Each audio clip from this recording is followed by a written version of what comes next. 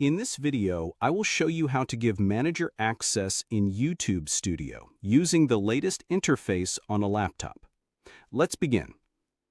First, go to studio.youtube.com and log in with the channel owner's account. On the left-hand side, click on Settings, then choose Permissions from the menu. Now, click on the Invite button in the top right corner. Enter the email address of the person you want to add.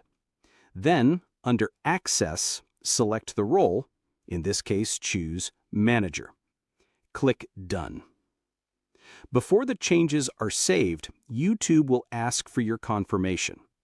A security prompt will be sent to your linked phone. Check your device, and when the Google verification prompt appears, tap Yes to approve it.